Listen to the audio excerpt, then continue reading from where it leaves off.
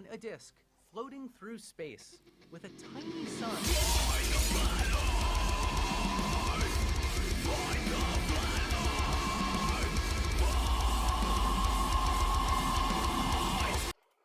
Hey, I'm FTFE. Welcome back to the channel that puts stupidity in the food blender of knowledge. We're here for another wonderful conversation about the shape of our Earth in 2021. I know, I'm sorry, guys. But I hope you will all enjoy the show. With me, as always, is my partner in crime, whose face I can't show you because I will get put in jail. Red's Rhetoric. Reds, how you doing? Doing well, doing well. I accidentally made the mistake of going outside, and there were helicopters. They were scrambling the jets. They were like, "Kill it with fire." Yeah, So yeah. yeah, I learned my lesson, and I'm officially back in the basement. Yeah, you do remember General Order 1 is to kill Reds on sight. I mean, if they see your face, they know how many people it could damage. So just stay in my basement and you should be fine. I have learned my lesson. Believe me, they were about to arm the missiles, and nobody wants that. Well, I'm not going to leave the window unlocked anymore for you. You've lost your right to fresh air for getting out, frankly. Yeah, so that's why you decided to spray paint them black. Okay, that makes sense. All right, and our guest today is a flat earther that I found on Facebook. His name is Gavin. Gavin, welcome to the show. How are you doing? Good, yourself? I'm doing pretty good on my lovely rotating globe. Right, so Gavin, why don't you just take a couple of minutes, introduce yourself, and let everyone know your position, why you think that the Earth is flat. Then we just get into a discussion about things. Okay. So like yourself, I always believed in the globe, obviously.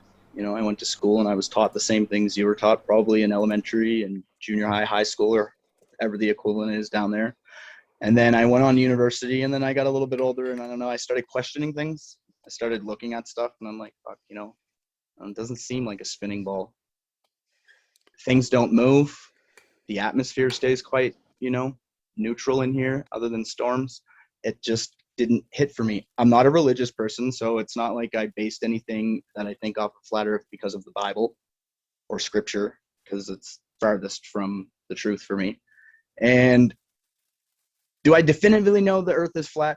There's no pictures and there's no evidence. And I don't have the means, obviously, or the money to try to do something like that. But I can do things that I can witness myself, experience myself, and I guess use my common sense to look around and realize that I don't feel that we're on a ball. And I guess that is my view of it. Okay, interesting you said you went to university there. Honestly, I've never met a flat earther who even walked in the doors of a uni. Do you mind if I ask what you did at uni? I was Bachelor of Arts, St. Mary's University in Halifax, Nova Scotia. Okay, fair enough, Bachelor of Arts. So you've been in education, but you haven't really studied anything physics-wise, is that correct? No, not at all. I'm not going to sit here and pretend that I know all kinds about science. I'm not. I guess I'm knowledgeable in things that I read and research, and other than that, no, I don't really follow too much about it. Right, so the reason I contacted you on Facebook because I saw you posting about how you have evidence that satellites aren't real. Now, Reds is someone who has actually measured the distance to some satellites, as well as a lot of other things. So why would you say that satellites aren't real if we're actually able to measure their position? So I'm not saying the satellite itself is not real, but I do not believe a satellite is put up through our atmosphere into low Earth atmosphere, and it just floats around the globe continuously. I don't. Right. I personally don't believe that. Right. Okay, I believe the satellite is on a weather balloon, and they are put up and brought down, and they're constantly taken down and put back up and replaced. That is my view. Right. There's many things that we kind of need to go through there. The first thing is, okay. Could you define what an orbit is supposed to be for us? Well, I guess the satellite traveling the circumference of the Earth, I guess. I don't know if they always travel around the equator or if they're able to go in any direction. Reg, do you want to do that? Yeah, let me ask. Okay, so how do you think the satellite stays up? I think it's put up on a weather balloon, and they have an expiration, and they're brought down, and then another one put up and another one brought down, and it just goes on in that same situation. I meant like when NASA says we put stuff into space and they just stay in space, How do you think that actually happens? Like, what is the According to scientific NASA. explanation? Yeah. Yeah. What is the scientific explanation for how satellites stay up? I am not too sure. Okay. To be honest, if you would like to explain Okay. for me to Yeah, because kind of grasp it. I'm gonna have to question that. I went ahead and measured the space station, and the space station is a satellite. Okay. But not only did I measure the altitude, I also measured its speed. So my first question is, do you believe a weather balloon has the capability of going 4.5 miles per second or 7.5 kilometers per second? No, but I sure don't believe that the International Space Station that looks like a bunch of pop cans attached to each other is flying at that speed up there. Like that, to Yeah, me, seems a little outlandish. well, the great thing about this is that you do not have to believe it. I've measured it myself. So We have how is we it have you measured it? Like, what is it you did to measure it moving very good from here on question. Earth? We use the thing called parallax. Do you know what that is? Okay. No, I've never heard of it. Okay, if you hold your finger in front of your face, like all the way out, and you blink between your two eyes, your finger will appear to move relative to the background. That is the basis of your depth perception. The reason is Okay. because your line of sight from one eye and your line of sight from the other eye are crossing at your finger, Yep. and your brain is doing the trigonometry in real time to say, okay, my finger is this far away. So it's the basis of our depth perception. Okay. So instead of two eyes, what if we used two telescopes and we Okay. had them spread apart by a certain amount, like let's say a kilometer? So we're both looking at the moon, and because we're spread apart, we can draw a triangle to the International Space Station as it goes in front of the moon. And Okay. we can actually see that shift. Okay. That's interesting. I'm not saying you're wrong. I mean, if you did the experiment and you've seen it, I'm not going to say you're wrong. That's We can measure that. quite So interesting to me. yep. So the video that is being shown on Fight the Flat Earth's screen right there, you can actually see the kit that we were using. So we had my camera, and then we had a friend of mine who had a telescope actually looking over the same thing. So Okay. when we found that shift, when we measured that shift, we could figure out how far away the space station was by knowing how far up that we were looking. Some trigonometry said that that station was about 250 miles up, or about 412 kilometers up. Now that I know how far away it is, I can say, okay, if it's this far away, how fast would it have to go from this line, from this point in my camera to that point on the screen, from point to point? It was 7.5 kilometers per second. This is in slow motion, by the way. The entire transit only lasted for less than a second. I think it was half a second when it went across the moon. And we were able to measure it. So that measurement told us that we were looking at a speed of over 7 kilometers per second. If that happened in the atmosphere, that would burn up. That would break apart. Fire. Yeah. Fire. I'm That pretty makes sure sense. it would cause explosions I- much faster in the atmosphere, would be close to creating nuclear fusion. Correct. Okay. So even say, okay, I believe that. That to me, okay, so if a space station's up there and there's that much space in between us and I don't know, whatever holds our atmosphere in, to me on a flat earth, I'm not gonna call it like the firmament because that's something out of the Bible, but there's something that holds our atmosphere in to me. And even if the earth was flat and you saw the space station go by, the earth is still flat. You're measuring it by looking at the moon and doing trigonometry to get how fast it's going and how far away it is. I can understand that and believe that. Yeah, but the thing is that there is no mechanism for keeping the space station up on a flat Earth. There is a mechanism for keeping the space station up on a round Earth. And the reason is about orbits. Yeah. Now, let me do a thought experiment for you. If you have a ball and you throw it sideways, it's going to curve and hit the ground, right? Well, yeah, because it's forceful, only allowed to go so far, so of course it falls down. Yes, of course it falls down. If I took that same ball and threw it even harder, it would curve and hit the ground just slightly further away. But what if I threw that ball so hard sideways that the curve of its arc matched the curve of the Earth? Now let's say we did that high enough above the atmosphere so there was no drag to slow it down. The ball would always be curving towards Earth, but Earth would always be curving away just as fast. Just keep going over and over and over. You can actually do the math to figure out how fast you would have to go.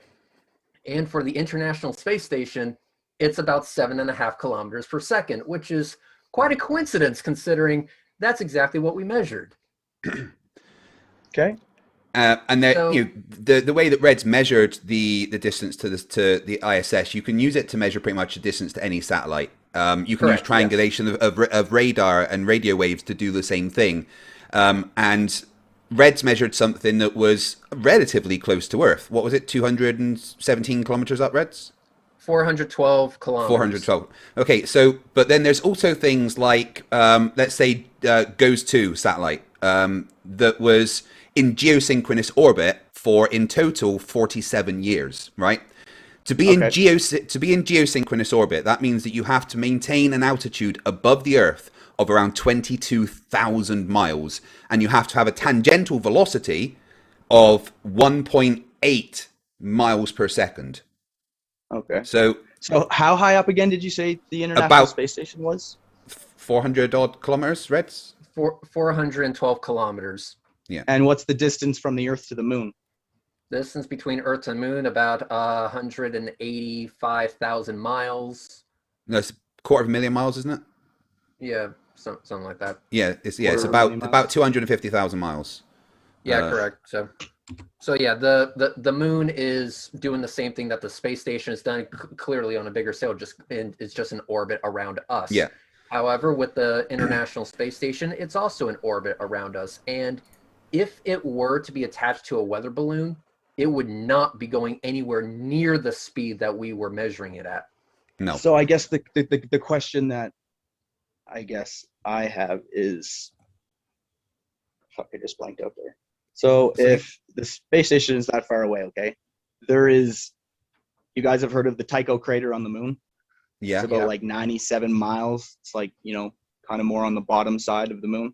Mm-hmm. So on a nice summer day here in BC, you can see that with the naked eye. Like, obviously not in high definition, but if the Moon is that far away, how am I able to see a 97-mile wide diameter crater on the Moon, but it is that far away? How are my eyes able to perceive that? How is that even possible? You're looking through the atmosphere when you look at the Moon, or through a camera or something. But when you're inside the atmosphere, you're looking through the entire atmosphere, and it's acting like a magnifier. If you're from outside looking in at the entire thing with the atmosphere on the Earth, it's not going to magnify it in that direction because of the way the gradient of air goes.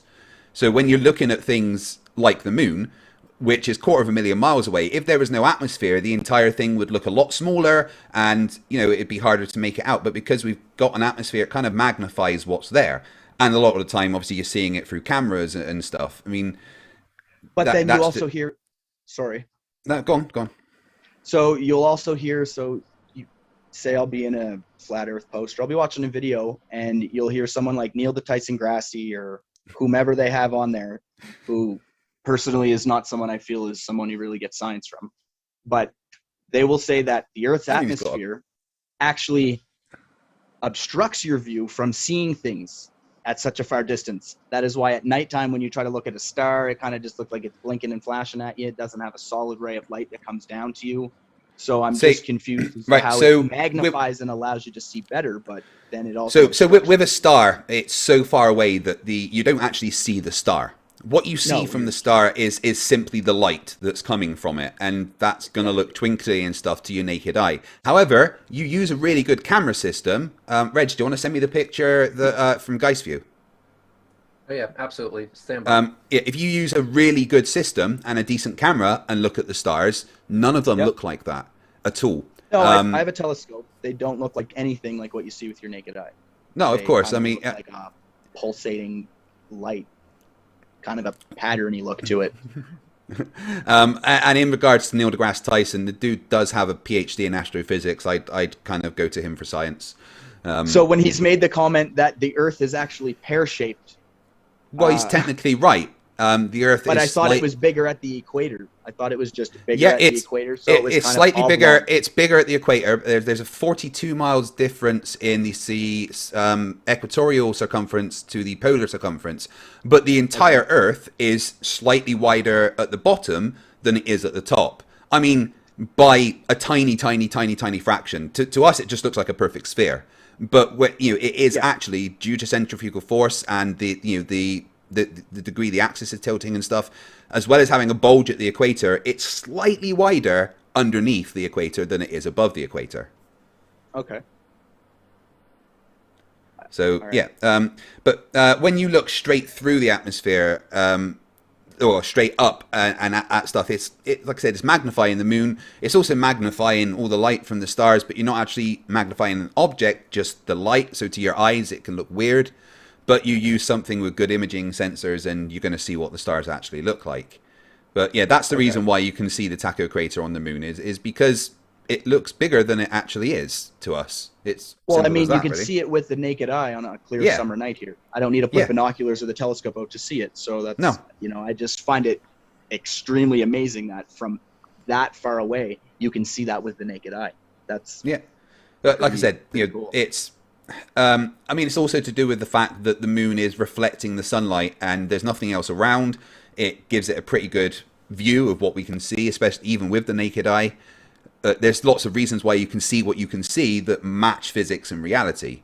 That is the predictions of the model that we have, that we would be able to see the moon as we see it. We would be able to see Taco Crater as we see it. That's what we expect. I just wanted to come in here for a second. I'm going to send you that link, by the way, Craig, but just to kind of stick to satellites a bit, I don't want to branch away from the moon too much, but I'm just kind of going to harp on this point. Oh, that's... You also made mention that you don't necessarily believe that we launch stuff into space and that the rockets don't bring stuff to space, correct? Honestly, no, I don't. All right, I feel like, no, I really don't. Funny that you recorded that, Red. So. Yeah. Another thing is I'm based out of Florida. I have been to Cape Canaveral. I've been to over 60 rocket launches. Another thing that I have done is I have basically chased the space station when it's going in front of the moon, and other people have taken images of the space station for themselves. So when we did our observation to measure the space station, we also found something else. There was nothing docked to the station. We could see the outline perfectly. There was nothing docked to it. Then when we went to Cape Canaveral a week later, we saw the launch of the Dragon Crew 1 that was on its way to the space station. So all we had to do was wait for it to go in front of the moon again, or wait till it passed over again and see if the Dragon was there. And it was. So we have a before, we have a launch, and then we have an after with the Dragon attached to the station. Does that not hint at the fact that when they are launching stuff from Cape Canaveral, that they actually do make it to orbit? Like I said before, personally, I don't believe that the space station is up there floating around us. Orbiting around us at that speed. Well, I personally feel when you watch a rocket launch, the rocket seems to go up, up, up, and then it starts dipping out to sea, and then you just see it go and go and go and go, and you see no more of it. Well, keep in mind that in order for it to go around the Earth, it has to go along the Earth's surface. That's why rockets curve when they go into space. And if I'm on the Earth and it's... Do they go with the spin of the Earth or against the spin of the Earth? Obviously with, correct? Yeah, most of the time. Sometimes they actually go at a 90-degree angle to the rotation of the Earth. Those are polar orbits. And then you have equatorial orbits, and they usually launch to the east. Okay. Yeah, so because you want to use the rotation of the Earth to your advantage, it's less fuel, but blah, blah, blah. Anyway, The point is that if I were to show you that video, and I were to tell you that this video is not from NASA, this is just me, myself, and I using cameras that you can get off of Amazon, and I were to show you these observations, what would you say to them? If I saw it, I'm a person that has to pick things apart, and I have to obviously see evidence and proof for myself. I don't know. Maybe it might change my mind. So if I showed you that video, you would have to dissect it, or would you have to actually do it yourself? Well, here's the thing. If I'm taking you for face value and you're going to send me a piece of footage, or I'm going to watch a piece of footage, I'm going to take it at face value that it is what it is. And if you're telling me what you're telling me and you can prove what you can prove, then I guess it's kind of hard for me to sit here and say, well, the space station isn't real, right? Okay. I'm not one of these flat earthers who's just going to sit here and keep telling you, well, no, you're wrong, just because I feel you're wrong because I don't believe in it. If you could show me proof, man, power to you, and it might change my mind. Okay. So I would Hey, Reds, like to this go could be ahead- the second flat earther we've converted in as many weeks. It could be. I So don't know. Yeah. Now, We got some questions, though. Well, we had someone on the other week that was very much like you, and about 2 days after, he sent me a message and basically said, "Yeah, I kind of thought about things, and you were completely right." Like, and I'm maybe, open-minded. Yeah. I'm open-minded. I'm not one of these people that you're going to feed me some information to, and I'm going to look at it and just Cool. say no because I don't believe it. If it's true, I'm going to believe you, right? Cool. Can I just need some evidence. Can I make the assumption that you'd never watched Nathan Oakley? Nathan Oakley? No. Well, that explains a lot for how you're being. Keep up your attitude. I'm enjoying it so far. Well, I have no reason to be rude or ignorant or try to prove that something that I actually don't know the truth to, right? That definitely shows me you've not seen Nathan Oakley. well, If speaking you guys can bring up enough knowledge and evidence and prove to me, and I leave here an unbeliever of flat Earth, my brain tells me to think the way it thinks. I'm open-minded, so let's hear more info. I accept that invitation. I'm going to take you up on it. So Fight the Flat Earth. If you can bring up that link, pipe the audio through so that we can actually hear it, because we can't hear anything. 2 secs. I would like for you to fast forward to 7 minutes and 50 seconds. We're only going to watch this section, and we are going to watch it just from 7:50 to 9. So it's a little more than a minute. It's not that long whatsoever. And what is this kind of camera you've purchased off Amazon that you're able to take this video with? So we have two. The first one is the flat earther camera of choice, the Nikon P1000, and I also attached it to a telescope it's a beautiful mount, thing. and that telescope mount is attached to joystick, so I can remote control it. So I can point it in whatever direction I want. That way, it makes everything smoother. So the other one is with a telescope with a Blackmagic 4K camera attached. Yeah, there you go. There you can see my setup right there. Where do you want me to start it from? 7 minutes and 50 seconds, please. So once you have that, pipe the audio through and let's listen. Show something else. There was no dragon docked to the station. As you can see. Have I not pumped? You can't hear that? Nope. I cannot hear a damn thing. Huh, that should be going to you. That's weird. 1 sec. But to answer the question, on the back of the telescope is a Blackmagic 4K camera. So you have the eyepiece. It's just like an eyepiece, but instead you adapt a camera to the eyepiece, and then you can take pictures through the telescope. Down below. However, all right, that's good. Go ahead. It did show something else. There was no dragon docked to the station. As you can see, that, my friend, is an empty parking spot. However, on November 15th, 2020, I captured my footage of the Crew 1 launch on its way to the International Space Station, so that empty parking spot was about to be occupied. And yes, this video again shows me at the controls of my rig tracking the launch of the Dragon spacecraft. Then on November 30th, 2020, I posted my footage of another lunar transit of the International Space Station. It was one of the best shots I had ever gotten of the station. And would you look at that? We have a dragon in the previously unoccupied parking spot. So we have no dragon on November 3rd. We have launch of the Dragon on November 15th, and then I confirmed that the Dragon is docked to the station on November 30th. All of this with our own equipment, without having to go to NASA. In fact, Astronomy Live was able to confirm that the Dragon was docked to the station sooner than I did on his video posted on November 19th, 2020. And trust me when I say, his footage is just beautiful. A link. Yeah, I think that pretty much shows that things that launch from the ground kind of go into space. Yes, correct. So this was the same object that we measured. So is this space or low Earth atmosphere? Like, well, low Earth orbit is it's 10 to the negative 17 torr. Yeah, it's still considered space. Space. It's above the current line. Yeah, correct? It's still a vacuum. Yes. Okay.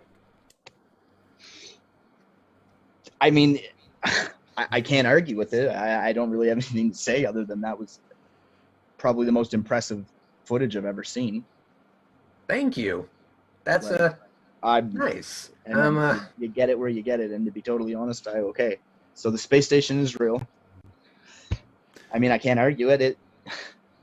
I mean, it's definitely up there. It's definitely the altitude that we say. It's definitely the size that we say, because in the same way that Reds measured the distance and the speed, you can use the data to determine the size of the actual space station. And what was Astronomy Live's measurements on that, Reds? Astronomy Live's measurements on that were 413 kilometers. I measured at 412. That's because we use slightly different methods. But the speed was over 7.5 kilometers per second. 7.5 kilometers per second. That is fucking fast.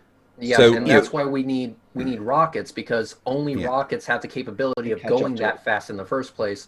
And so when you see all this fire and this badassery coming out of the ass end, it's not just for show. They really do have to go that fast. Yeah. So a rocket, which obviously uses a fuel, yes, when it gets to a vacuum, obviously there's no rocket pushing it in the vacuum. Like once it gets out at that point, it just orbits itself to it, or does the rocket push it the whole way there? Yes, it pushes it the whole way to speed. Every action has an equal and opposite reaction, regardless of the atmosphere that you are in, or if there's no atmosphere at all. So if I have if I have a packet of material and I throw it in one direction, it actually pushes in the opposite direction. And if I have a lot of it, like an entire tank full of stuff, and I'm spitting it out at Mach 5, then I'm going to be pushed in the other direction at quite a clip. Yeah, like you can stand on a skateboard, hold a bowling ball, throw the bowling ball forward, and you'll get forced back. Now, what happens in a rocket is when it's shooting all that fire and battery out the back, that fire isn't pushing off the atmosphere to make the rocket move. That's not how it works. What happens is inside the combustion chamber, when the fuel mixes with the oxidizer and it combusts, it increases in pressure. It expands and increases in pressure. And what that does is it creates a force on the inside of the combustion chamber. And there's only one way for that pressure to escape, and that is out the nozzle, which is designed specifically to increase the exhaust to supersonic speeds. So you have a pressure created on the inside of the combustion chamber, which forces the rocket up, and stuff coming out the bottom, which is your equal and opposite reaction. Something's coming out, there's a force created in the opposite direction. It's the same when you let go of a balloon that you've blown up, right? And it starts flying around. Yeah. That's not because the air coming out of the balloon is pushing off the atmosphere. What's happening is as the balloon is shrinking from the rubber contracting, it's creating a pressure on the inside of the balloon that forces the air out and creates an equal and opposite reaction. So you don't need an atmosphere for a rocket or even a balloon to fly about in space. It uses itself to move because it's Newton's first law of motion. Yeah. And But with all that being said, the main thing that I want to leave you with is this: is that the International Space Station existing has consequences for the flat Earth idea. In order for the space station to stay up, we would need a mechanism for that to happen. And for the space station to stay up, it doesn't require any fuel. It doesn't require any additional propellant. It just needs an occasional reboost to just keep falling. It's just technically falling around the Earth, and you don't need any energy to fall. You know, you don't need to constantly be pushing yourself to fall, so the space station can stay up there for years and years at a time. So Yeah. the question I have, how good. is it then the space station is able to, so in the video, the space station is coming from the right of the screen to the left. Then it's coming from kind of the top of the screen downward. So obviously, it obviously doesn't do the same continuous loop. It obviously must move around the Earth, right? Well, what happens is that the International Space Station's orbit is actually inclined a little bit. And the reason is so that it can go over the Russian launch pad. So what happens is that you have the orbit, but then you have the Earth rotating underneath the orbit. And so sometimes you'll actually see it coming from the northwest to the southeast. And then what will happen is that it will come from the northeast to the southwest, or vice versa, you know, that kind of thing. So it actually does change its direction in the sky depending on when you actually see its track across the sky. It actually does change direction because we are rotating underneath the orbit. Okay. So basically it comes down to what mechanism can the flat Earth provide that explains this observation that anyone can do? Not just me, but flat earthers can do it themselves. They can do it as well. Yeah. I don't, to be totally honest, since you show me that footage, I've been fucking sitting here racking my brain. That's why I'm trying to come up with some kind of an answer, but I'm not really sure what to say yet. No, Okay. that's the point. The point of this footage is to make it so that you don't have an answer, except for maybe the idea that the ISS doesn't exist and it's not in space is kind of BS. You know, that's what the footage was designed to do by simply going out, doing the observation, and just letting it speak for itself. See, I think maybe I can see maybe where some people get confused and maybe hold on to this flat Earth idea because, I mean, I don't know if you guys can admit, but I mean, you look at some NASA pictures and things that you look at, like they do not look 100% a picture. I don't know if you want to call them CGI or if they're enhanced. Well, the thing is, NASA do release a lot of is a lot different than the video you get from them. Why would they have never shown a video like this from Earth? They've never produced anything like that, but you just went out and did that, and to be honest, you kind of blew me away a little bit. Well, I actually have an answer to that question, and the reason is that we actually, or I should say I set out a goal. Whenever I have these conversations and whenever I have debates, I always try to stay away from NASA-based content. I don't want to go to NASA. I don't want them to speak for me. I want to speak for myself. I want to show that we actually don't need NASA at all to confirm that there is stuff in space, the shape of the Earth, and even the size of the Earth. We don't need them.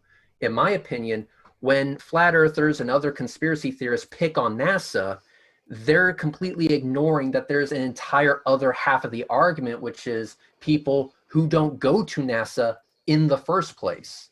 So I would never reference NASA in my debates. In my opinion, my arguments are the strongest because I purposefully avoid them like the plague. That's probably a good thing. And one of the things is that NASA will give you the information like, you know, this is the height of the ISS and this is the speed of the ISS. Now, what Reds did and Astronomy Live was they went and verified what NASA told them without using NASA. They arrived at their own conclusion purely with the data that they gathered. And it just so happened that that data matches exactly what NASA say to us. which verifies that, at least in this instance, NASA are telling the truth. The ISS is 100% up there, traveling at those speeds, which is something that's kind of impossible if the Earth is flat. Now, I want to ask you a couple of...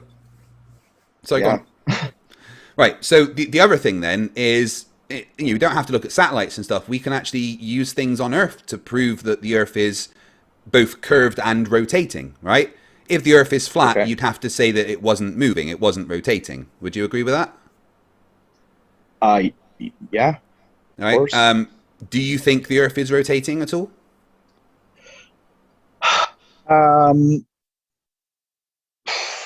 Do I think, like, no, I don't. Like, I never, like, once I started kind of researching this shit, no, I never really did.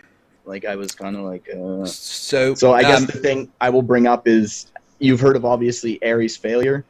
That actually showed only that Aether wasn't real, didn't have anything to do with the rotation of the Earth. So I'm just asking because it's just new to me.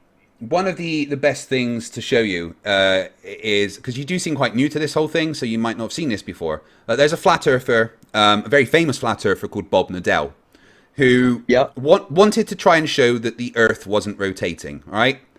And this is what happened. If the Earth is spinning at one rotation every 24 hours, that means that every hour it has to turn 15 degrees. And if the gyroscope is mounted anywhere on Earth, it's going to drift. In today's 21st century navigation systems, they're using what's called a ring laser gyroscope. It is extremely precise.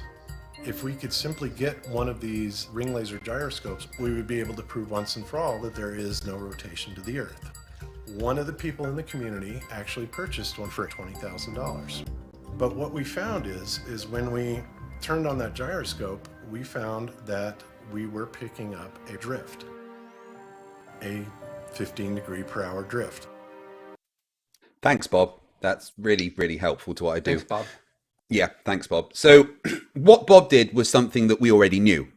He showed that an interferometric gyroscope registers just by sitting there doing nothing. It was literally sitting on the desk in his room, and it registers that the Earth is rotating 15 degrees every hour, which equates to 360 degrees in 24 hours. Interestingly, not only did it pick up that 15 degree per hour drift, which was in 3 axes, which means it had to be rotating on a ball, it also picked up a roughly 1 degree drift a day in a 2-dimensional axis. Now, what that was it was picking up the Earth's rotation around the sun, as well as the Earth's rotation around its axis. And like I said, all it was doing was sitting there on his desk. Nothing else. They weren't manipulating it. They weren't touching it. The second they turn it on, boom, X, Y, and Z register 15 degrees. X and Y register 1 degree a day.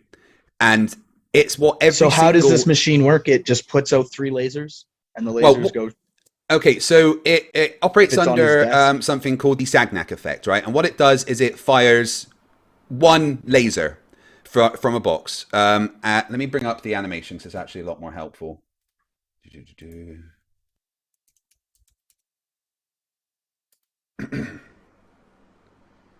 there it is. Right, just give me 1 second. Let me bring that up on the screen for you. It's one of those things where, because of the limitations of human language, it's best just to show it. Yeah, so this is basically what an interferometric fiber optic gyroscope is. And this box will fire a beam of light, all right? And when it fires the beam of light, if the device itself isn't moving, this line splits the beam of light into 2 paths. So both beams of light have to travel around the same path. Now, if the device is not moving, if it's completely stationary, the light will take the same time to travel both paths and get back, and you won't show any kind of interference. But if the device is itself moving, or it's on something that's moving, the path has to literally move underneath the light that's traveling around the path, meaning that one way will take longer and one will be shorter. And when the light recombines, it will show as an interference pattern. And that's how you register that it's actually detecting movement, because the light has had to travel a different amount of distance, which means that you can register that as an interference pattern. And this is what every single interferometric gyroscope in the world registers. Planes, now this has to be a spinning motion. it has to detect a spinning motion, correct? Not Oh, just any motion. It could detect it. It could detect any acceleration. It will be a different type of interference pattern that you get. And, if you swung it backwards and forwards, you would have to kind of take that into account, and then also take in the account the results of the Pound-Repka experiment. But whichever way you move it, it will tell you that it's detected a drift. Every single plane, modern aircraft has 3 of these on. One for yaw, one for pitch, one for roll. And as soon as the pilot turns on the plane, it can actually tell them where they are on the Earth based on what it's detecting. And if they're in the wrong place based on what the instruments are telling them, the plane kind of doesn't work. So they use the fact that the Earth is rotating to aid their navigation. And simply, pilots couldn't navigate if the Earth wasn't a globe. All navigation from pilots is based on the globe 100%. This is the question I have then. For I've watched some videos with pilots, and they've shown some footage where, the horizon looks eye level with you, and it looks completely flat, and you don't really see any curvature. You don't really see much of anything. Okay, so if a plane is flying over the Earth, this is the question I have, because I've never really heard somebody ask this question. They just presume that a plane takes off the Earth and it flies around the curve. Does a plane come up to altitude, fly straight through the air, and come back down to its destination? Because I've been on a plane, and I've never felt a plane dip. I've never felt any kind of downward motion. I've never, it sits pretty friggin' level. Which video was that, Reds? That was the Flat Earthers Wrong 3000, right?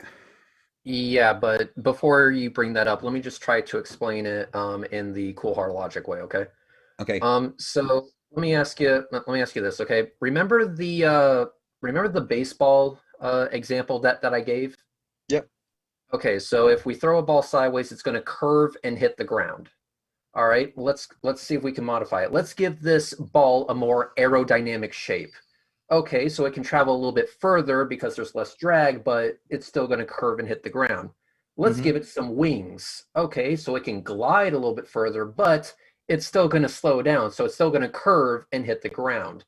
Well, let's go ahead and put some engines on this thing. Now we have constant thrust, and we can generate constant lift, which means it will still curve, but we can continue that curve because now we won't slow down. With everything in equilibrium, what you get is called level flight, and it can naturally curve with the Earth. Make it bigger, fill it with people, and presto, aviation in a nutshell. Okay. So on the plane, you would not feel that curved motion in any way. No, you wouldn't. You would just feel completely level. Basically, it's a continuous exchange. Yeah, there you go. Wow. Okay, cool. So diagram as soon as I was going to tell you about it. It's a continuous exchange between potential energy and kinetic energy. Altitude rises, velocity decreases, and then it starts slowing down a bit, and then you have altitude decreases, but speed increases, and then it goes back and forth, but this is a continuous exchange. When they balance out, they stay balanced. And so the plane doesn't have to constantly push down or constantly adjust. The concept of potential energy and kinetic energy allows it to follow the curve of the Earth naturally. And so it feels natural. When you're in the plane, you don't feel like you're dropping the nose all of a sudden. Yeah, it's just a balance between forces. That's why, I was going to say, so when you see a plane in the sky and you see it go down to the horizon, most people would say to you, well, you should see the plane tilted as if the nose is kind of farther down and the tail's kind of up in the air. You don't really witness that, because obviously if it goes with the curve and the way your eyes perceive it, the plane just stays flat. Well, it's also this. One thing that many people don't understand is the concept of scale. You would have to travel 111 kilometers to see 1 single degree of pitch. That plane would have to travel from where you are. If the plane is right above your head, it would have to travel along the surface of the Earth over 100 kilometers before you see it bend or tilt or whatever by a single degree. And at that distance, you're not going to be able to tell that's going to be rotating by a single degree in any direction. No, of course not. let alone one Yeah. that's perfectly away from you. And also, Craig, is it possible that I can screen share? Yeah. Okay, so what I'm going to do is I'm going to screen share. Like I said, I'm from Florida, so obviously you're going to see Craig is disabled. That's why I ask you these questions. You're supposed to give me correct answers. Right. Yeah. Sure. Okay. Oh, have I given you the permission to screen share? That's what I need to figure out. Okay, are we ready to go? Allow participant. Yep, you can screen share now. Perfect. So like I said, I'm in Florida, and that's why you're seeing what you're seeing. So if you can see my screen, this is my drone. All right, so this is located in Redington Shores, Florida. This arrow is not going to move in the frame at all. It's going to stay perfectly still. It's pointed right at the horizon. So if I hit play on this video and we start rising, what happens is that the horizon, as we're gaining altitude, the horizon starts to dip below this arrow. And as I go forward a little bit, as you can see, and that's what constantly makes it seem like it's level. So basically it's this, is that the horizon, look at that tiny amount. We don't have stationary arrows within our vision. It can look like it's rising to eye level, but that's just because the Earth is so big and our eyes aren't sensitive enough to pick up such a small amount of movement. But when you use tools and equipment like this, it actually becomes quite pronounced. There's also another thing. What we can do here is, let me go over to here. This is at max altitude. What I'm going to do is I'm going to say, how about this? So pick a number between 4 and 7.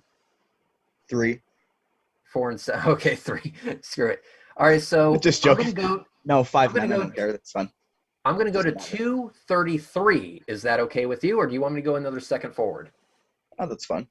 Okay, so let's go to 233. So you can see the time code 233. Okay, cool. Control Alt print screen. So there we go. Beautiful. What I'm going to do is I'm going to bring up Paint. I'm going to hit paste. As you can tell by the time code on this thing, let me zoom out a bit. 233 on the time code. This is the same screenshot. I'm going to select everything. And what I'm going to do is I'm going to go squish. I'm just going to squish it from right to left, and I'm going to let go. And when I squish it like this and we zoom in, the curve becomes pronounced. You can actually see that there is a curve in the image. What kind of drone is this? DJI Mavic Pro Alpine Wide Edition. Okay, I have a DJI 4. So I'm going to have to try this. So you can actually see the curve in the image. Now, the reason why you weren't able to see it before is because it was over the full image, so it wasn't that obvious. But you squish it together, you can actually see that curve. And here's another thing. Look how the arrow is still perfectly straight on these two lines. So clearly no curve was introduced. The curve was already there. Just exaggerated by doing that particular thing. Correct. Wow. That is compelling. I mean, that's compelling. I mean, you can't argue with evidence. I mean, and if you do, you just look dumb. So I believe it. Reds, is this a very strange conversation for you? I have never thought to try that in my life. This is a very strange flat Earth conversation for me. Yeah, this is really strange. We're usually not used to. Usually at this point, we then have to be like. Usually at this point, the flat earther turns around and goes, yeah, but no, because my eyes don't see a curve or something. And we have to start arguing. For you to just go, you know what, that could be right. Well, it's taking the wind out of my sails. I'm kind of stunned. I don't know what to say now. Okay, so I've been to the ocean myself. Me too. I was a sailor in the Navy. I'm from a place where we have oil platforms that come in for maintenance and stuff on the East Coast, and I've been there with a pair of binoculars, and I've seen them come in from quite far distances, and like with the bare eye, yes, they disappear. Binoculars, you bring them back into zoom, but the thing that I don't get is if you look at the curvature of the Earth and like for what they say the curvature of the Earth is, and how far something should be below the curve, obviously, if you're looking at it. Some people will use, well, it's just refraction that is allowing you to see that object. Yeah, but I mean, like I've been there with myself and binoculars, and I mean, you look out there, and I mean, I don't know, I would say like you're looking a good, I don't know what, 20 kilometers out, and the platform looks like the same pretty much the whole time as it's coming in. Obviously, it just gets a little bit larger. So I'm confused how if it's curved, why is it we still see so much of the platform at such a far distance? Okay, so what happens is the refraction is a thing. All right, this is undeniable. Okay, now let me. This is a refraction simulator written by Mick West, who is also happens to be the person who coded Tony Hawk's 1 and 2. Just perfect. Right. Okay, so this is an observation that flat earthers like to use on us quite a lot. That's the wrong one. That should be the right one now. All right, they say that we shouldn't be able to. The fact that the horizon is, being able to see beyond these oil rigs shouldn't be the case. So I think this oil rig here is about 12 miles out, and this one's about 9 miles. Right, but up in the left here, you can see what's happening. Right, and what's happening is the light is bending down, and what if you're here and you're looking at this beam of light which is bending down, you're going to be seeing what's here. And as you can see, around about here, there's what they call a temperature inversion, where the air might have got a bit colder at this point, which is what would cause odd things like this. Now, you can go back to the observation, put it in on what it looks like on a clear day when there is not much refraction, and you can see that this oil rig has now disappeared behind the curve. But if you muck about with, say, you bring the temperature forward, but then put a little inversion here, you can start to make it do the things that we saw on the other thing just by adjusting the temperature of the air slightly. So being able to see as far as you can see is what we expect with refraction. And refraction's been quantified. If there's a change in the density and the temperature of the air, it causes the light to bend down, and you see what's here. Instead of looking straight along, if there's a beam, you're seeing the beam of light that is bending down. You're seeing where the light's going or where the light's coming from, because the light is literally being bent around the curve of the Earth to your eye by refraction. And all it takes is the difference of a few degrees to, that's like that's like 21 degrees.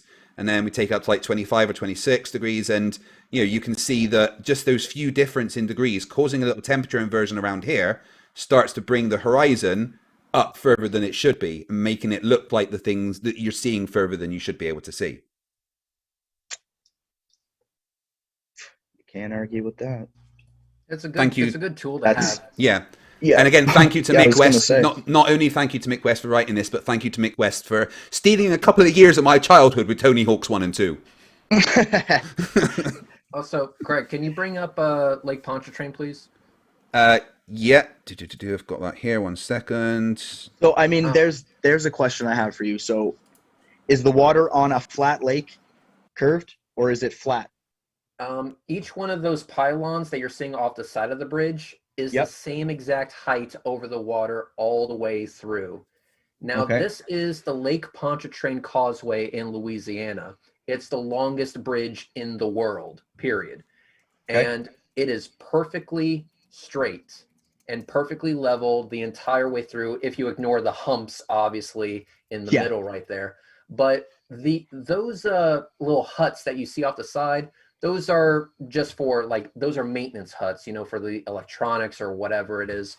But anyway, they are the same height above the water all the way through. And notice how they're curving.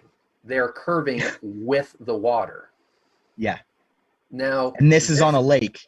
This is Lake Pontchartrain. Now, this is Lake Pontchartrain. Now, here's the thing about this, is that this image that was taken was taken by Soundly, and he actually did a live stream from a Nikon P1000, and he was able to live stream this exact view for over an hour.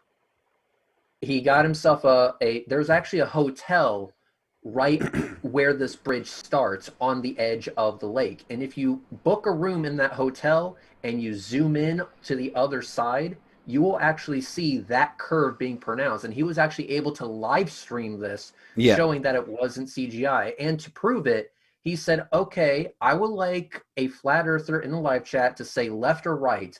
And so he was like, okay, you, Mr. Flat Earther, whatever their username was, left or right? So he said left. So he would scoot the image to the left a little bit and then scoot the image to right or up and down, whatever they said, to show that this was not pre-recorded. This curve was actually there. Wow. And I think just to back up the evidence of curvature, you remember how I showed you the video of famous flat earther Bob Nadell showing that there's rotation?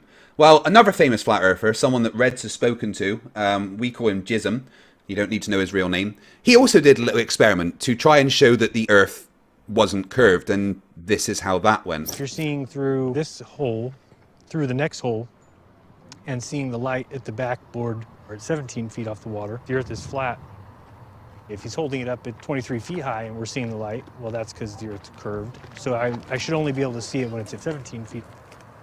Okay, go ahead and drive down there, Enrique. You're going to hold the light there. Enrique, how high is your light? 17 feet. I mean, it's as... we don't see you, Enrique. Lift up your light way above your head. Interesting. Interesting there. That never gets old. Never. Interesting. I've never seen that. There's famous flat earther Darwinism doing a test that he was entirely convinced would show that there was no curve to the Earth, and whoops, kind of did the opposite. Yeah. I mean, you can't argue that. And here is another photo from Lake Pontchartrain, and this one is of the power lines that are on Lake Pontchartrain, which makes the curve even more obvious to be seen. Yeah, that's very pronounced. Yeah. So, I mean, all the evidence is there. And this is why I go onto Facebook looking for flat earthers. Sorry, go on. Another thing, Craig, is that I don't want you to just look at our stuff without looking at the flat earthers. I want you to go to them and ask them for stuff in return. But I would like for you to notice something when they provide it to you. Have you ever noticed that whenever they provide you of an image where they're supposedly able to see further than they normally can, that the image, quite frankly, looks like dog shit? It's like, for example, the black swan photo. The crane is actually straight on. Yeah, the crane is actually straight on one of those platforms. It's perfectly straight. But one flat earther went out there to take a picture, and he was able to see a lot more of the platform than what you would normally see. However, the platform also showed something else. You see the platform that's on the left of that image? That platform, that crane that's hanging off, it doesn't look all jacked up like that in reality. It is perfectly straight. However, in this image, it is not. It is all jacked up. And that means that the only reason they're able to get this image is because there is an astronomical amount of atmospheric refraction going on. When you look at a perfectly clear image of the horizon, like, yeah, you get stuff like that. See how the crane is actually perfectly straight?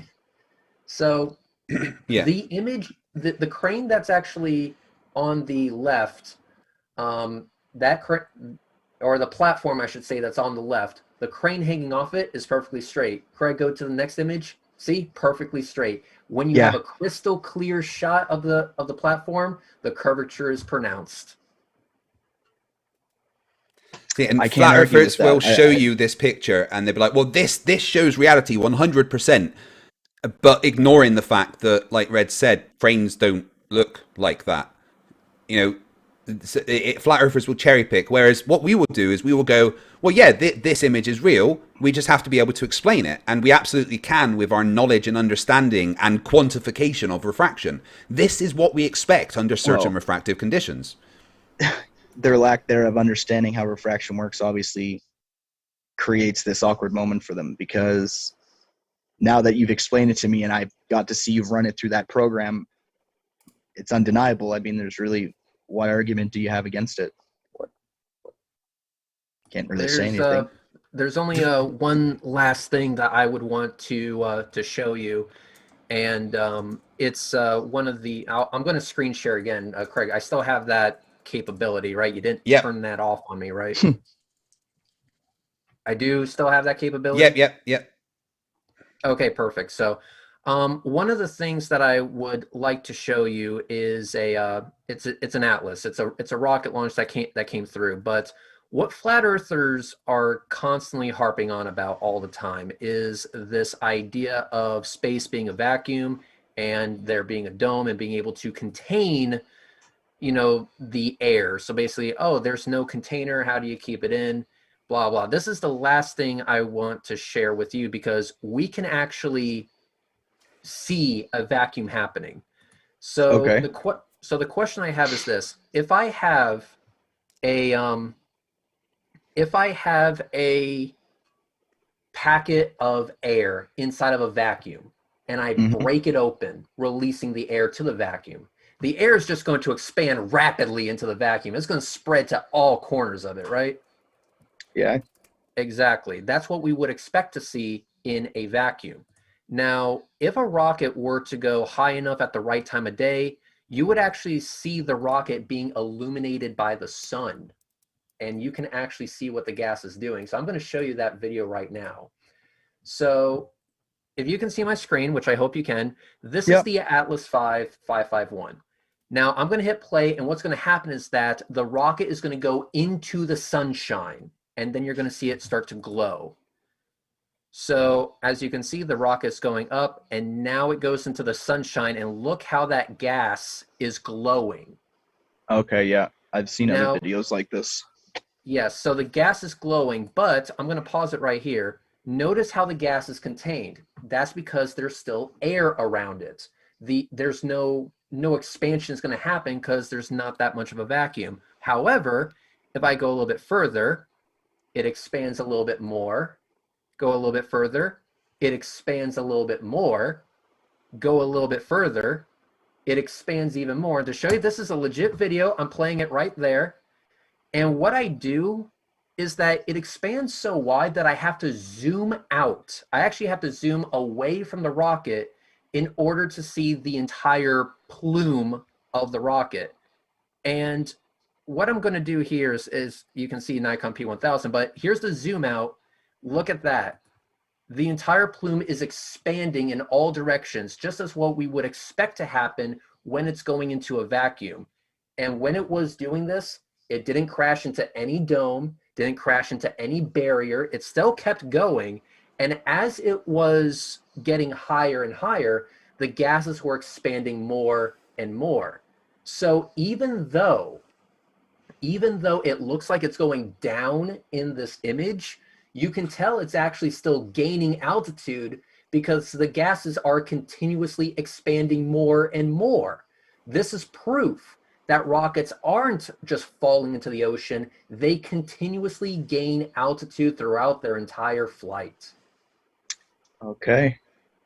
Yeah, I've seen this footage before, and I mean, obviously there was, it wasn't something I could explain myself. And that's why some people, I guess, maybe might take it as it's just falling back out of the sky. Yes, some people will say, but here you actually have a visual representation of its altitude, which is the expansion of the gas. So if it's going to go higher and higher, the gases are going to expand more and more. If it ever started to fall or lose altitude, you would see the gases collapse. And yeah, that exactly. does not happen. Yeah, that makes sense. So what do you think of that? Well, you can't argue that. I guess like the question, some of the questions I have. We're not Some used of to the people going, questions well, you I can't have- argue that. But yeah, no, that was what I was going to ask you was, well, you've heard a lot of stuff from us, right? Give us any other questions that you have, anything that you're not sure about, any experiments that you think might cover flat Earth. Give us whatever you've got, and we will try and answer it for you, okay? Here's something I have. So, like, gravity is a force of attraction, right? Yeah, it can be Between described as that, yes. Any two objects. Yes. Any two objects with mass. Any two objects with mass. So, like, Yeah. one example I've seen is, like, even two marbles. Yeah. So if something like two marbles have the ability to have a gravitational force when put close to each other, why is it that we can't do an experiment here on Earth where you can pour water on, I guess, two objects with mass and have the water stick to it? Why does it only stick to the Earth? Right, that's very simple. When we're talking about the force of attraction, there's a simple formula we can use to calculate it. Fg equals g m1 m2 over r squared, right? Those two m's, right, m1 and m2, they stand for the mass of the two objects. Now, if the mass of the object is small, like a marble, that means the force of attraction is also going to be small. If the mass is extremely large, like the mass of the Earth, it's going to have a larger attraction because of its mass. A marble simply does not have enough mass to create enough force for the water to stick to it. There is a much bigger mass next to it. You pour water on a marble, well, that marble is going to go to that water is going to go towards the Earth because the Earth has more mass and is attracting things a lot more than that marble did. The force of attraction that marble has is so minute. So Lord Henry Cavendish wanted to test this hypothesis that all objects have an attraction towards them, right? So he created something called the torsion balance experiment, where he let a torsion bar hang by a wire and introduced at the end of the bar had masses, and then he introduced bigger masses towards the masses on the end of the torsion bar, and looked to see if there was any torque applied to the wire that was holding it, which would show that there was a force of attraction between even smaller objects. The whole thing is being attracted towards the Earth, so he's able to test the attraction in a lateral thing instead of up and down. And it showed that there was the force of attraction that we expected. There's other experiments. For instance, in Scotland, there was an experiment called the Shahelian Experiment, where they knew that gravitation. Well, they had the hypothesis that gravitational attraction would cause things to move towards it. So what they did was they hung a massive plumb bob off the side of a mountain called the Shahelian, right? And the prediction was that if gravity was real and that mountain has mass, then the plumb bob wouldn't just point down towards the Earth; it would point slightly towards the mountain as well. Not as much as downwards, because obviously the mountain doesn't have as much mass as Earth, but the mountain has enough mass that you would be able to detect an angle in the plumb bob, and it matched predictions. And even using a very basic method like that, they were able to calculate the mass of the Earth to within about 6% of what we currently know it to be, even with something as basic as that. There's a lot more methods we can use now that are a lot more accurate, but gravity is the force of gravity. It's not really a force, but the force that we can measure is based on how much mass there is. The more mass, the more attraction. Okay. So the question I have is, the International Space Station is out there moving around us. Yeah. The Earth and the Moon have a gravitational force on each other that obviously keeps them in tow with each other. Mm-hmm. So why is it the International Space Station is not being pulled towards the Earth or pulled towards the Moon? Because its mass is not big enough, so it doesn't get affected? The reason is because the Moon is smaller. It doesn't have enough mass, or it doesn't have as much mass as the Earth. It's much less, and it's a lot further away, because one of the variables in that equation is r, the distance to the center. So because the space station is closer to the Earth, the strength of the gravitational pull is going to be bigger. But also, because the Earth is also bigger, it's going to be a lot more huggy towards the Earth than it is going to be towards the Moon. So the Moon is smaller, the Moon is further away. Earth is the gravitationally dominant body in that system. And so the International Space Station isn't going to arbitrarily go away from the Earth in that case, because the math works out that, of course, the International Space Station would stick to orbiting the Earth instead of the moon. Okay. I needed an explanation for that, because that just wasn't processing for me there for a second. Yeah, but keep in mind that there is actually an effect on it. And I understand that I said earlier that, oh, I don't go to NASA for stuff like this. But if you really wanted to, I can point you to a video where NASA does explain that, yeah, the Earth does affect the orbit of our satellites a bit. They go into much further detail. Again, I don't use that as evidence for anything, but if you want to hear their explanation about the phenomena, then what I can do is I can send that to you after the fact. And another thing that we can do is I can also send you a video that's not from NASA that explains the same thing. It's just, again, not from NASA. Okay. So another question I have. So a satellite is supposed to be like what, the size of like say a pickup truck? You Well, can have a satellite that's any size. Yeah, So But I mean, the ones that satellites- orbit our Earth, are they massive enough that you're going to see it at nighttime when the sun is on the other side of the Earth? the You can- average side of a size of a satellite is about the size of a dishwasher. You can get some that are, I don't know, as big as this book. You can get some that are as big as the ISS. There's lots of different sizes of satellites. Correct. But Okay. keep this in mind is that with the ISS is a special case because it's so close and it's so large. With the zoom of a P900 or P1000, you can actually make out the shape of it, which I demonstrated earlier in this live stream. However, for other satellites, what you're seeing is the glint. So like, let's say I'm a mile away and I have a laser. Or better yet, let's not beat around the bush. Let's say I'm 10 kilometers away and I have a tiny handheld laser. You ain't gonna see it. You're not gonna see that at all. But if I turn it on, ooh, now you can see it, because now it's a point light source. So if a satellite reflects the sunlight, you will be able to see it, even though by itself it would be too small to see. That point light source is something that we can track. So that reflection, that's why we can see it, not because the satellite is big, it's because the satellite is reflecting light. And how fast would these satellites be moving? Depending on the orbit, so if you're in low Earth orbit, again, 7.5 kilometers per second. So If it you stays are the same. so if you're in geostationary orbit, it would basically go around once every single day, which I believe is like 2 kilometers a second or something like that. And if you're further out, like to the moon, then you're like under 1 kilometer a second or something like that. So when you look at where the satellite is in position, like how far away it is from the Earth, that will actually dictate how fast it needs to orbit. And you can calculate that. And every single one of them matches perfectly to what we calculate. Okay. So here's a question I have. Weather patterns. If the Earth is spinning, Mhm. okay, and it is moving, so at the equator, it's moving like what? It's like 37 miles a minute? Yeah, It's- they say 1,000 miles an hour at the It's equator. 1,012 miles an hour at the equator, roughly. Yeah, but roughly on Earth, it's moving 37 miles a minute. Something like that. Let's Something like that, yeah. just Pretty say much. sure.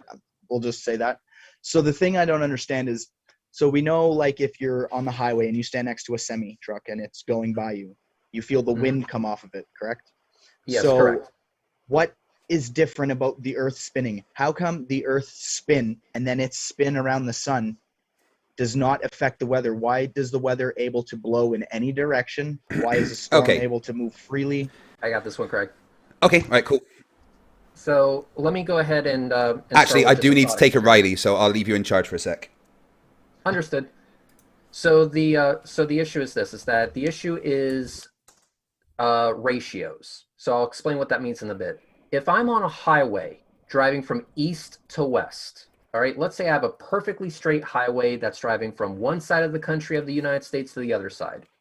I drive the same speed, I make the same stops, I do everything exactly the same in both directions. That means it should take the same amount of time to go from one side to the other, correct? Well, you would think, yeah. Exactly. Now, Why was that the case, even though the Earth is spinning? The reason is because the road has a 1-to-1 speed ratio with the surface of the Earth.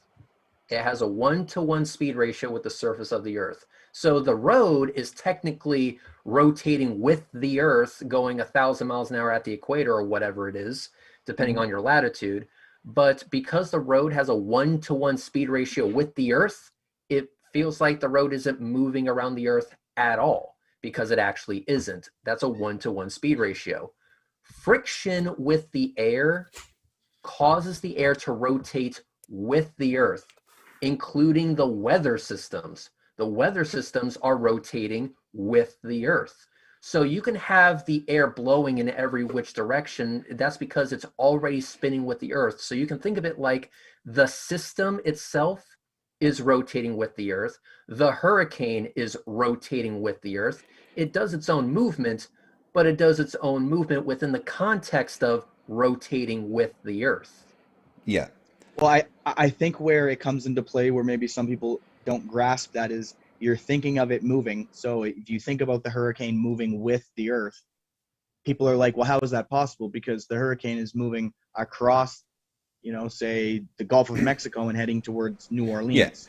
So the way you need to think about it is almost the same as a plane, right? If a plane is traveling from the west to the east and it's going 500 miles an hour, well, technically it's actually going to the east at 500 miles an hour instead of 1,000 miles an hour. It's still rotating with the Earth to the east at 1,000 miles an hour at the equator, but it's got its own tangential velocity with that rotation the other way. So it's only technically got a tangential velocity to the east of 500 miles an hour, but in relation to the Earth, it's actually traveling to the west at 500 miles an hour. Well, I mean, I was going to say, because it seems to be a pretty big argument with flat earthers about airplanes, landing and taking off, and it wouldn't be possible if the Earth is spinning. And like, I can grasp the fact that the plane is already moving with the Earth, and I get a lot of that stuff. But I guess it was the weather. It was like, how can a plane have the same return flight and almost have the exact same time? Yeah, well, it's all because it's all within the atmosphere is basically the answer, and the atmosphere is rotating with the Earth. Yeah. Fuck, you guys are horrible. Are we ruining your worldview? Right. I mean, you're not ruining it. You're not ruining it. It's... Gavin, I just want to take a second and give you some props, though, because I've debated close to 500 flat earthers, right? And this is by far the nicest conversation I've ever had. Normally, these go very, very differently. A lot of shouting, a lot of calling me liar and retard, and then I'll shout back some that they're retards and blah, blah, blah. But talking to you is a bit of a breath of fresh air and slightly confusing because you're actually willing to listen. And that's not mine. I have an open mind. Yeah, my mind if you've got genuine like, questions... the Earth is flat. Yeah. It wasn't like, fucking, I know for sure the Earth is flat, and I'm not going to let anybody sway my mind. My situation was on it, you can see and experience things, but just because you see and experience them does not always mean that what you see and experience is the truth. Because you could go to the ocean a million times and have a million people do it with their own eyes, and they're going to tell you, well, it's flat. I mean, I don't see any curve, right? Mm-hmm. But then when you take the time to come in and I don't speak with two like-minded individuals that you guys are in here and are so good with each other, you have like reprehensible education that shows me obviously some of the things that I've been told or taught from other people is wrong. It's a lie. Yeah. And you can't argue with truth, right? Like, you guys show evidence. I'm not going to tell you, well, you're an asshole because you're showing me truth, so I don't believe you. That's not flat earthers normally do. That's why this is strange. Yeah, see, well, like, most of my problem, like, I've been onto this flat earth now for, it's probably been a good 3 years where I've kind of been into it and on pages and stuff. And to be honest, most flat earthers, a lot of the arguments they come up with in the first place usually don't make sense. For me, I believed in some things that I really wasn't sure of. You guys have cleared a lot of that up tonight. I can't argue with truth. It is what it is. And I guess maybe people need to educate themselves a little better than thinking that just searching on the web or or listening to that guy that tells you he knows what he's talking about is going to give you some truth. It's not always the case, right? So, well, here's the thing, right? Excuse me. Excuse me. Being ignorant isn't necessarily a bad thing, right? And I don't mean this in a bad way, but you are ignorant about a lot of physics. That's quite obvious. But that's because you didn't go and study physics. You've never really looked in, beyond probably what you did at high school. You've never, thought you wanted to go and learn that. What do you mind? What you said you got an art degree, or you were going for art? What was it you were studying? Bachelor of Arts. It was just business. Right. Okay. So I imagine you know probably a lot more about business than I do. Which is bad because I own a business, but I imagine that you've got some knowledge that I don't have, and you could probably teach me a few things about the way the business world works. But that's because you went and studied that. I'm ignorant about a lot of business stuff. That's not a bad thing. It's just I've never learned it. But being ignorant isn't a bad thing if you're willing to then take on board information and be like, you know what, I didn't understand that, but now I do. And the problem with most flat earthers is that they're willfully ignorant, all right? You can show them test after test, experiment after experiment, data point after data point, and they will just go, nuh-uh, I don't believe you. NASA are liars. You're lying. You're just a shill. You don't understand physics. I get told I don't understand physics by people that never got out of high school, and I've got a bachelor's of science in physics, I studied. I had to go watch a couple of your videos before I was like, I'm going to just go on this with this guy, right? Because I wasn't sure the personality or the character that you were, and then I watched the videos and I'm like, well, this guy is highly educated. Like, you could tell his intelligence level is up there. I'm like, so I feel like if anything I'm going to come out of with this, I'm going to come out of this with a bit more education in what I should have had in the first place. So there's nothing wrong with wanting to be educated, and Reds and I are extremely happy to sit here for as long as it takes and answer any questions that you've got. It can get a bit tiring when we're just met with, nuh-uh, you're a liar and an idiot. It can be really frustrating because Reds has gone and done the physical calculations and measuring the altitude and the speed of the ISS. He's actually gone and physically done it. But then a flat earther turn up and go, well, you don't know what you were looking at. It could be a hologram. The moon's not real. Did you go up and you measured it with angles, but did you go and see where that angle went to? It's... Sorry, go on, Red. Being here is I just want to say this, that being here, this was actually a very nice conversation, and it is a break from the norm, actually. So basically what I'm going to do is I'm going to make the same offer to you, and then after that offer is stated, I'm just going to kind of call it a night and say that maybe we should move on to super chats. But the offer is this, is that I understand this whole global messed upness that's still going around. It's a thing, but it's not going to last forever. So if you ever do travel to Florida, the offer is that I can get you a front row seat to a rocket launch where you can be within 3 miles of the thing, and you can actually track it yourself with the equipment that I showed you earlier, the one with the joysticks and the camera and the telescope.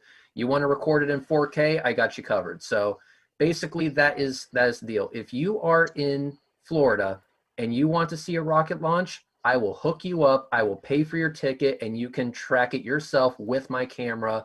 The controls will be in your hands. Look, I have family in Tennessee, and I come to the States, but since COVID happened, there's not much traveling that really happens. If I'm ever in the States, I would for sure I would like to come meet you. You've actually been awesome through this whole interview. I wasn't expecting it maybe to go like this, but I'm open-minded. I have managed to know how to speak to people. So there's a rule on my channel, all right, that I follow quite hard and fast, is that the guest decides how the conversation goes. If you'd come on and you were instantly hostile, nuh-uh, and that, then I turn into FTFE. And Reds turns into Reds rhetoric, and it's a dumpster fire. But if the flat earther or whoever we're talking to comes on and wants a genuine conversation, it can be a genuine conversation where you don't need to go down the route of me calling you a fucking moron and shit, Because honestly, I don't think you're stupid. I don't even think you're dumb. I just think that you don't have the education around physics to be able to debunk this yourself. And there's no problem with that. And you know what, Gavin? I would very much like to have you on again. I'd like you to go away and think about what's happened tonight, and if you've got any other questions, right? And I would love to bring you back on, and after you've had a chance to think of some really deep questions that might be bothering you, I would love to try and answer those for you again. Well, this was short notice for me. Like, I literally worked all day yesterday, and then I had to take my kids today to do stuff, so I kind of pieced some crap together. I would love to do that. You know, there's more questions I have. There's some things, like my laptop's full of some stuff. But in the future, maybe, you know, let me get my head wrapped around it and give me a couple days to kind of put some things together so I got some more to ask. The chat's like, boo, call him a moron. Hey man, you whatever, you call it what you want, right? Yeah. There's another one of my subscribers, Asylum. He gives this offer to all flat earthers, the same as Reds gives an offer, and he says that he offers this to every flat earther. You're welcome to come to Sydney, where he is, and he will show you how to fly an aircraft using the globe as navigation. So if you ever go to Sydney, you've got an offer there to be shown how pilots navigate using the globe. Yep, so basically you go to Cape Canaveral, you feel a rocket launch. I mean, you actually do feel it in your heart. It's a powerful experience. And then you go to Sydney, and then you can fly an aircraft. Yeah, we've been rolling out the red carpet for years. So if you want to take us up on our offer, you can bring that news back and be like, they're legit. Yep. Look, you guys are good guys. The one last question I'm gonna leave you with tonight before we leave is, there is Polaris, which is the North Star. Is there such thing as the South Pole Star? Well, you have the southern rotation point, which is, I've heard of the crux or whatever. Yeah, where is it exactly, Reds? It's by the cross, isn't it? But it's not exactly on it. Yeah, it's not by the. It's close to the Southern Cross. Basically, in the north, we are very lucky. We have a star that's really, really close to that point of rotation. In the south, they do have a point of rotation, but there's no bright star that defines it. Okay. Yeah. But there is an obvious point that everything rotates around. Yeah, it's right by the star Sigma Octantis, I believe it's pronounced, but it's not a bright, definitive star like Polaris is. Okay. All right. So Gavin, I've honestly enjoyed having you on. I want to say thank you for being a decent guest. Thank you guys. You guys were awesome. No worries. Honestly, I come into these raring for an argument because that's what's happened so often. And you kind of took me off my kilter by being like, you know what? That could be right. So 100% props to you. Respect. This has honestly been one of the best Flat Earth conversations that I've had. And I'll contact you in the next few days, and we can arrange another time for you to come back on and have a nice conversation. You've been brilliant. Thank you. Have a nice night, basically. Thank you for the knowledge tonight, guys. Have a great night. No worries. I will speak to you soon. Take it easy. Thank you.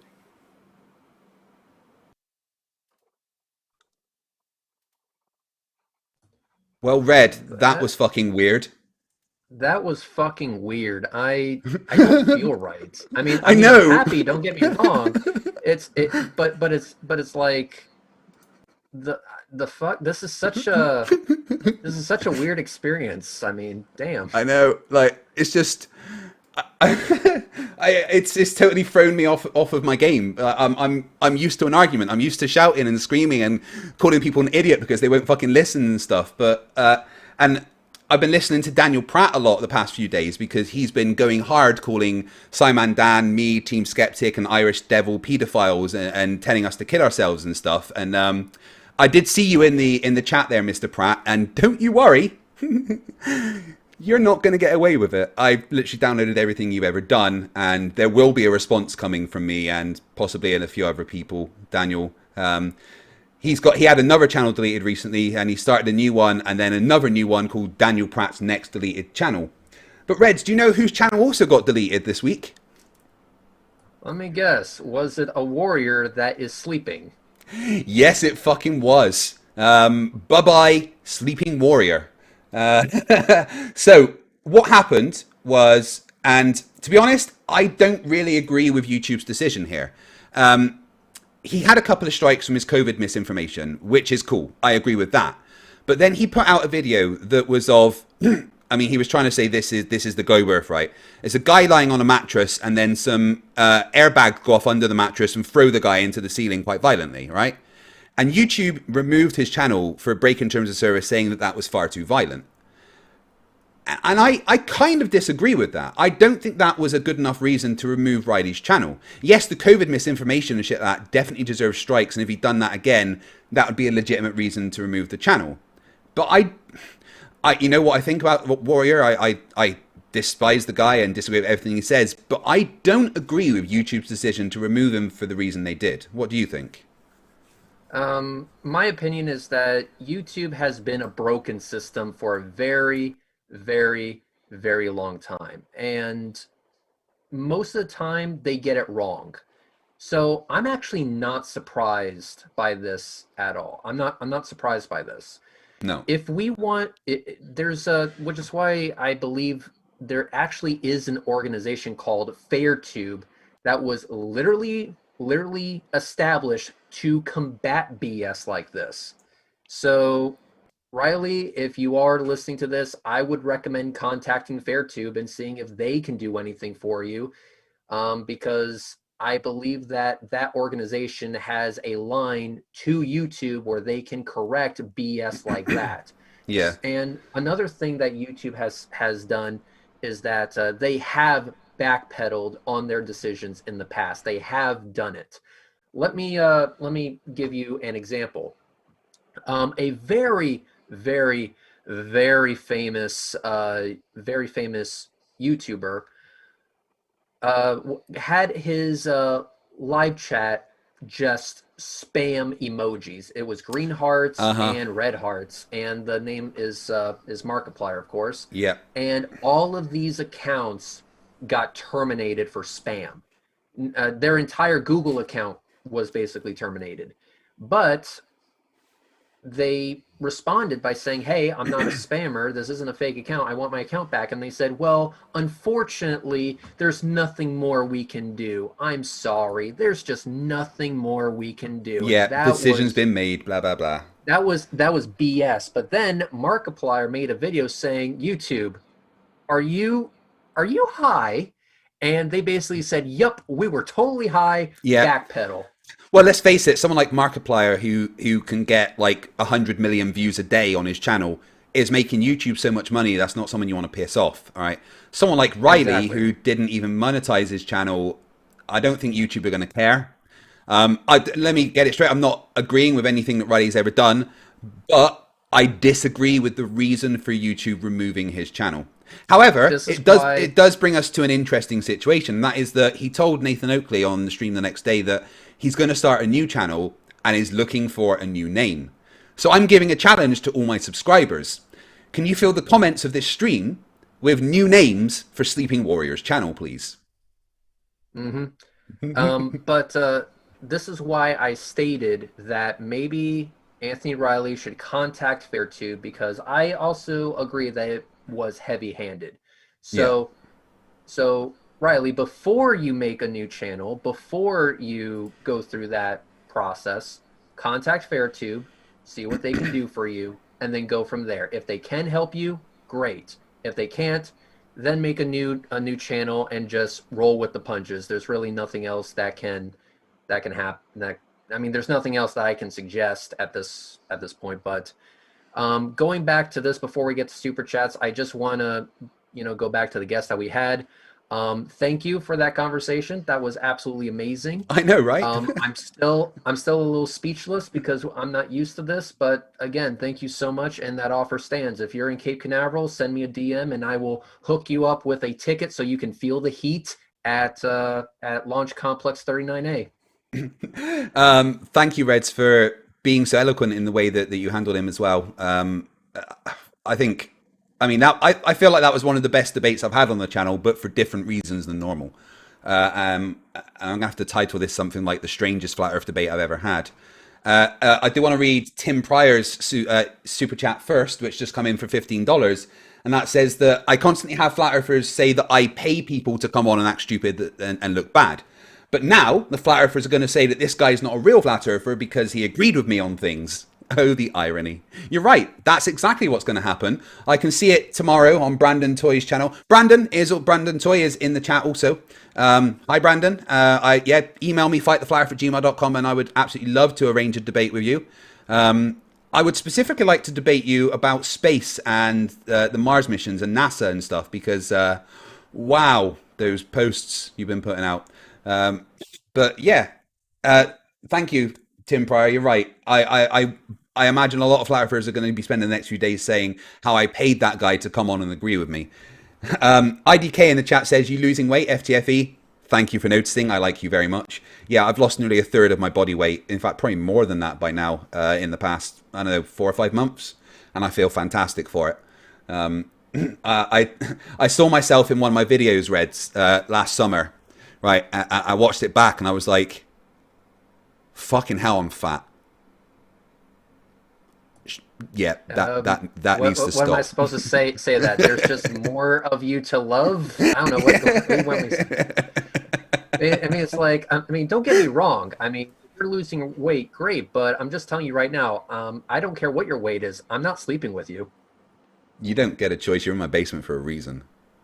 Oh, I see. You God. did see those chains, right? I mean, I thought those were for, the torture reasons, but not the torture sexually reasons. So they're for whatever I want. You're in my basement. Then we've got. Maybe I will. I'll just take my chances with the heat-seeking missiles. Right, so the first super chat, I can't actually see who it was from, but it's for $2 and it says, remember to give Reds fresh water. He gets fresh water like once every 3 or 4 days, I guess. Sometimes I hear him crying down there. I'm thirsty. So I just like throw a water balloon or something at him. Why Kick a Moo Cow, 855 for $5. Australian says, didn't Reds star as Sloth in the Goonies? That was you in your good looking days, wasn't it, Reds? That was after a lot of plastic surgery and I was also wearing a latex mask. It does actually, the contours are exactly correct, absolutely, but the actual face that's plastered on the contours, oh no, I'm much more uglier than that. Yeah.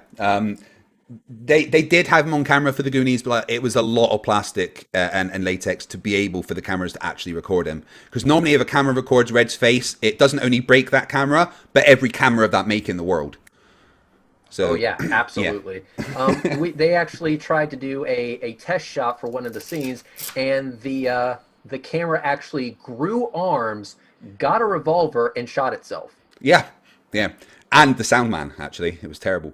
Philosopher King Gaming for $5 says, sorry I'm late, here's my challenge for a Flerf. $5, he can ask for evidence the globe side could produce if it is correct. Philosopher King Gaming, you didn't need to that because that was a very strange Flat Earth conversation, and he actually just messaged me.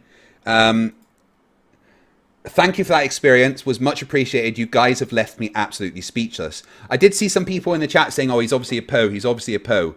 I don't think he was, guys. I've been following him on Facebook for a while. And he was being almost the typical flat earther on there, saying he's got evidence of satellites not being real and this and that. And I contacted him, had a few words with him on Messenger. I think he's absolutely genuine, and that conversation made me think he's even more genuine. C4 for $2. Sorry, go on. I have no reason to doubt the dude's sincerity. No, none at all. I'm still a bit speechless from the whole conversation. C4 for $2 says, fire bad, flat earthers dumb, earth globe. Correct. Then we got Retro Staffer, €5, no message, thank you.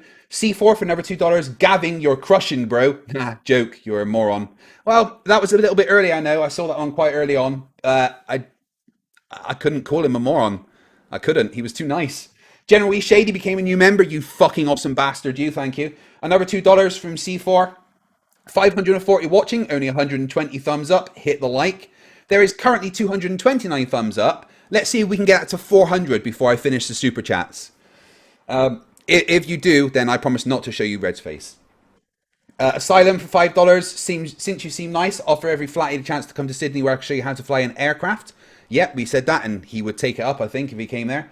Rocky Bixby for $5 Canadian says, sorry to hear about all the crazy Daniel Platt diatribe. The dude is not stable. You don't need to say sorry. It's just Daniel Pratt. But don't worry, there will be an FTFE response. Mike Billers for $5. Remember when Doctor Center of the Universe didn't know how a balloon worked? At least this Flerfer can understand that much. Yeah, Dr. Sugenis, who lied about being a doctor. I'm trying to get another debate with that guy because he was extra dumb. Then we got Sly Sparkane, one of the best globe earthers there is, for €6.66. I modelled Bob's number from the 1 hour test in 3D just purely by the numbers in all three axes. Demonstrated Earth rotation. Yeah, Sly did do that. And in fact, you guys should definitely check out Sly Sparkane's channel because he is better than me at debunking flat earthers. Rodent No Last Name for $2. My God, a Flerfer that can learn. I know, I was fucking shocked as well. Calypsis for $2 says, what the fuck, Craig? How did you find a rational Flerf? I have no fucking idea. It's been blowing my mind. Have I slipped into another alternate dimension again?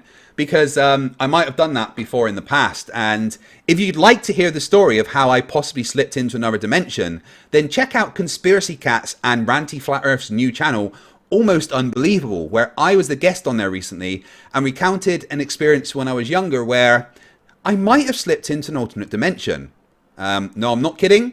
It's a crazy fucking story. Please go and check out Almost Unbelievable. If one of my mods would be good enough to please put the link to the Almost Unbelievable channel in the chat. And everyone go and check out, yes, you heard me right, Conspiracy Cats and Ranty's new channel. Ranty's another flat earther that I actually don't mind talking to. This is crazy. Rocky Bixby for $5 says, Google hovering ship photograph. It's a good example that we can't trust what we see. Yeah, in the UK, the temperature has been so much recently out at sea with temperature variances that it's been a whole bunch of photographs of ships floating.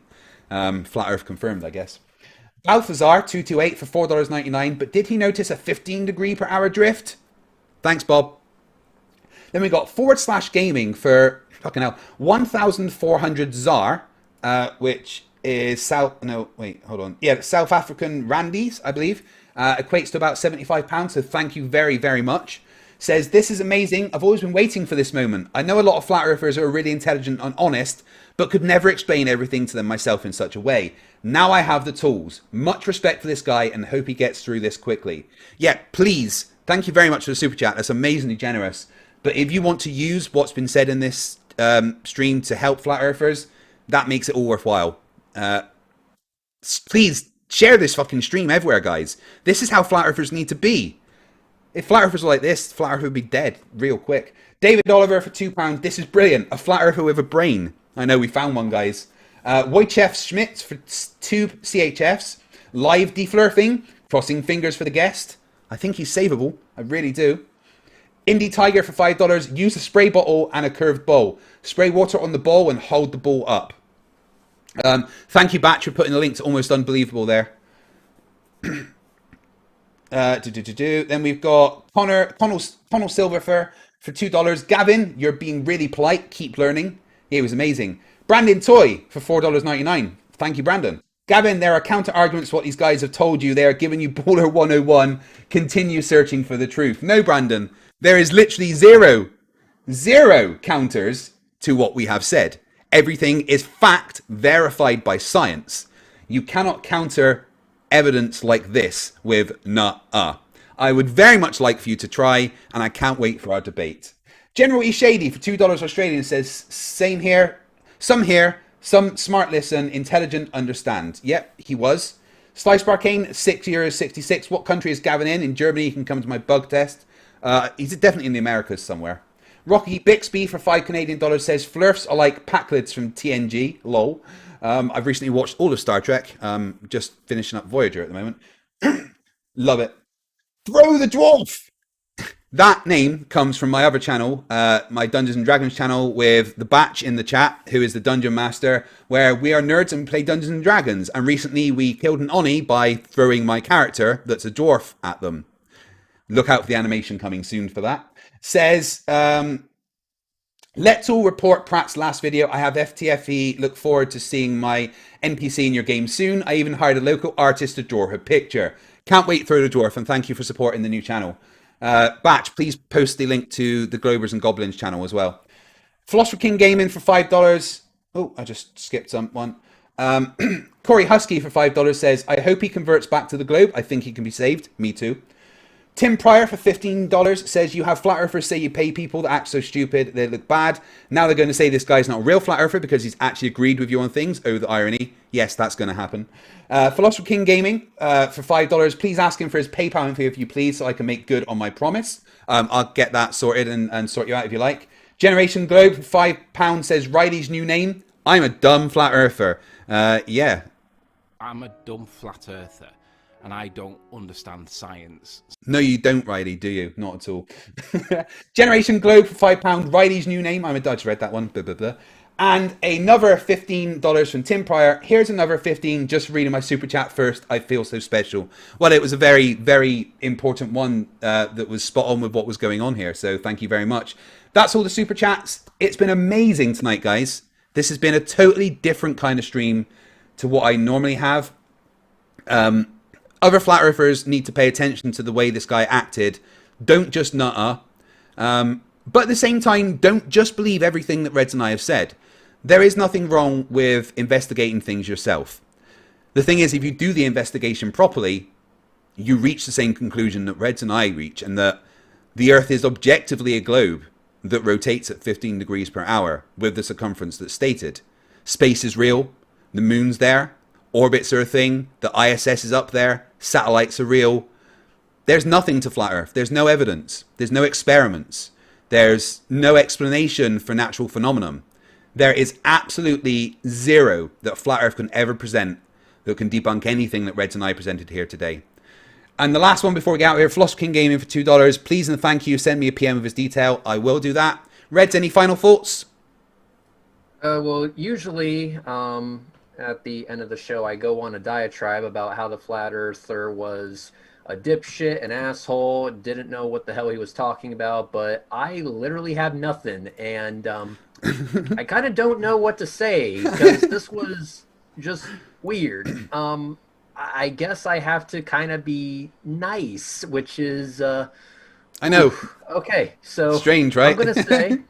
I mean, I'm gonna try. I'm gonna try here. I'm probably gonna fail, but I'm gonna try. So, thank you so much for speaking with us, and thank you for being what I am gonna deem intellectually honest. Thank you for being intellectually honest. Thank you for listening. Thank you for asking your questions, and I do hope that you come back to the show to speak with us again. And yeah, other than that, just good on you, man. You have my respect. And that's yeah, it. he was awesome. Just two more super chats. R&D Tiger for another $5 to finish the thought. Water sticks to the ball. Yeah, I knew that was what you meant. Thank you for the super chat, though. I appreciate it. And then /gaming for another 14 Zar says, I need to get in contact, please. Feel free to send me an email at fighttheflatearth@gmail.com or contact me on Twitter at FTFE Official, or on Facebook. You can get in contact with me with my name, Craig McNeil, or on my Facebook, FTFE Official. I'm also on Discord and Instagram. You'll probably find me in other places. But yeah, send me an email is probably the best way. But I've had fun tonight, guys. I'm pretty sure that Team Skeptic is streaming. So if everyone could do me a favor and go and raid Team Skeptic stream and tell him I sent them over, that would be fantastic. But for tonight, that is everything. Come back tomorrow for episode 3 of Stupidity Is Not Right with special guest Psyman Dan. For now, remember, stupidity is not a right. Fight the flat earth. Fight the flat